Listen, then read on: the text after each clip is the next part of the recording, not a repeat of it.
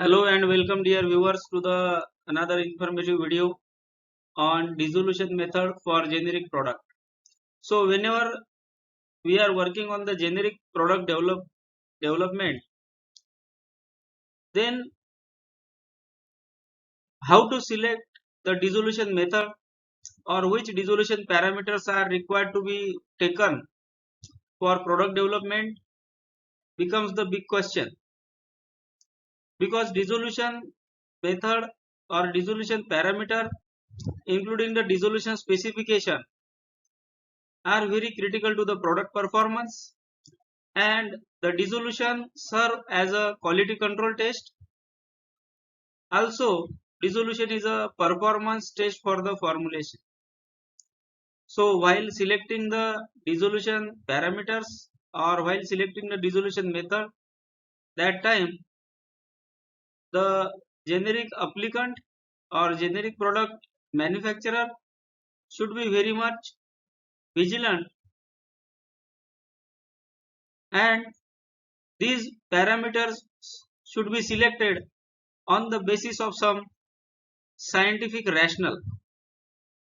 So we will start with the basic information that generic product is the product which is required to be bioequivalent to the generic product, to the reference product, and it should also provide the same quality, safety and efficacy to the original product or reference product, or sometimes it is called as the RLD. Then the example is generic product application for US FDA is known as ANDA, that is abbreviated new drug application. So similarly, the generic product can be applied to different countries, and the generic product is required to meet the quality specifications, safety specifications and efficacy with the reference product. Out of these all, the dissolution test becomes very critical to the generic product, because during the development the dissolution method serves as a in vitro tool to predict the in vivo behavior. That is, on the basis of dissolution, the generic applicant can do the bioequivalence studies. If the generic product matches the innovator product in dissolution, then the generic applicant goes for the bioequivalence studies.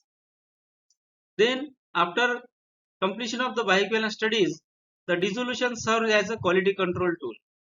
Also, dissolution serves as a quality control tool or a test to get the behaviors for lower strengths. So dissolution is very important testing for the generic formulations. So whenever developing a generic product, first of all we have to understand that which parameters are required to be taken for dissolution testing, or which media, which apparatus, at what RPM, what is the media volume to be taken for testing the product for dissolution.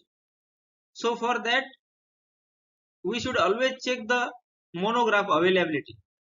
USP monograph for the product to be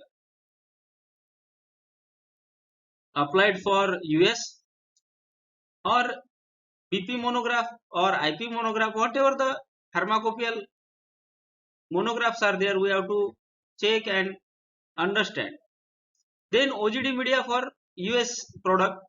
OGD media gives the information on different type of products for dissolution testing. It provides the dissolution testing conditions and parameters, like it will give the information on apparatus, RPM, media volume and the time points.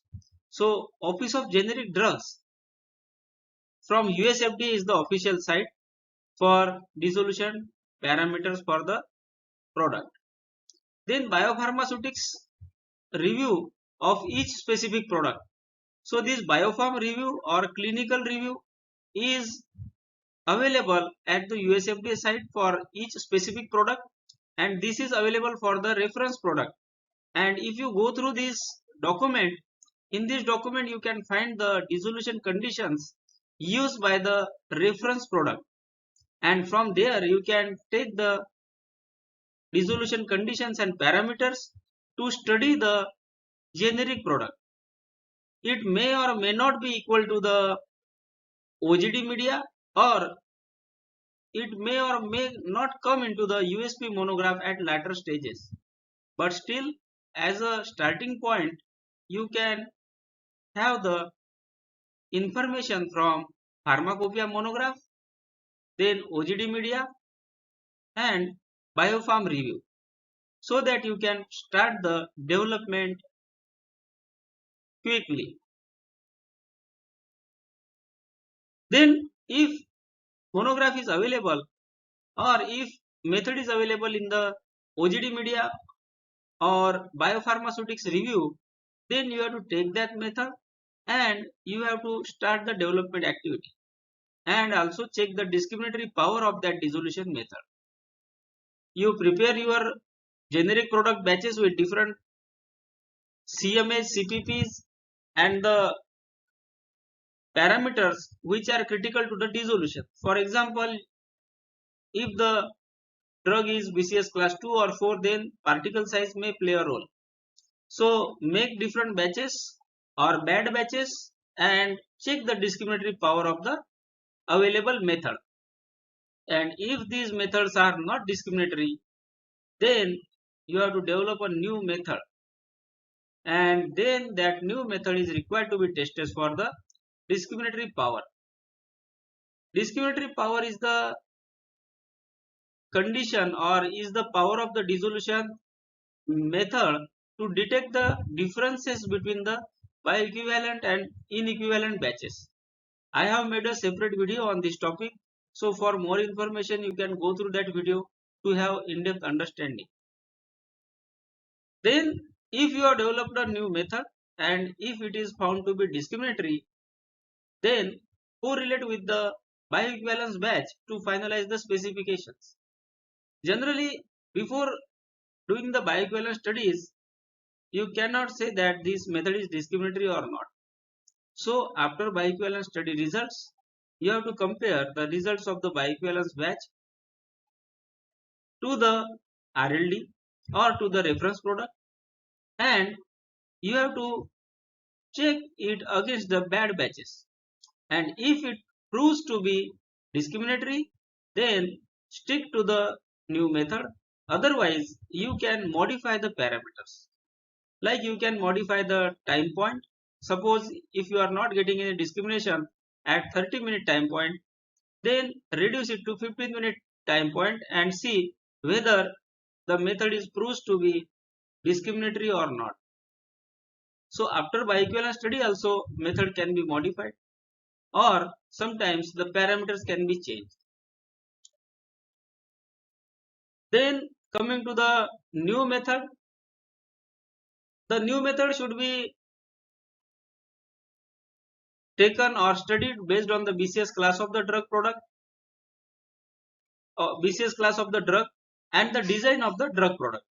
If BCS class is highly soluble, belong to the highly soluble class like BCS class 1 and 3, and the product is having IR type of design, then you can select the media as 0.1 normal HCl and apparatus to paddle at 50 rpm, and check whether the product releases the drug within 15 minutes or within 30 minutes.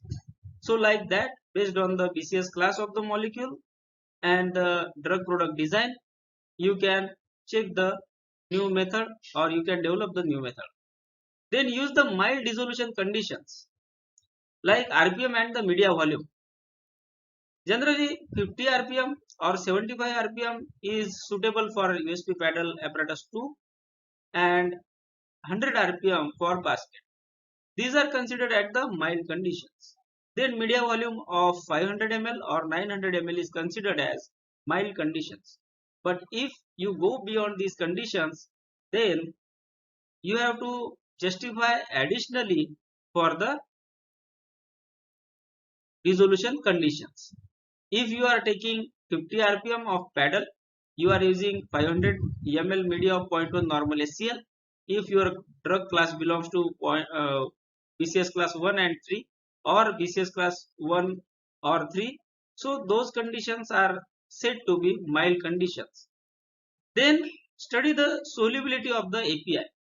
Both BCS and saturation solubility is to be performed, and based on that you have to take a call for the media and the media volume. Then also check the surfactant and its level. Generally, SLS and 280 are considered to be suitable surfactants when the drug is insoluble in the media. That time surfactants are used. So keep the surfactant level as low as possible, or the surfactant level which gives you the good sink condition. Then provide the sink conditions, justify the sink condition, and then you can say that the new method is developed and it is discriminatory. Then correlate the bioequivalence batch dissolution to finalize the specifications. So this is regarding the new method development. Now if you have developed a new method and now you have a new method with proper discriminatory power, then use that new method for release and stability testing. Create a data on different time points including the Q point.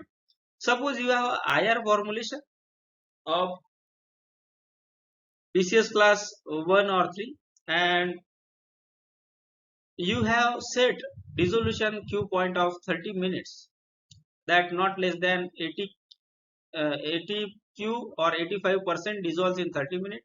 Then during data generation for dissolution, generate the data on 15 minutes, 30 minutes and 45 minutes for IR product, and multiple time points for the ER formulations. For ER formulation, generally the time points are selected based on the percent released, like 20% to 30% release for first time point you can select, then around 50%, then around 75% or 80%.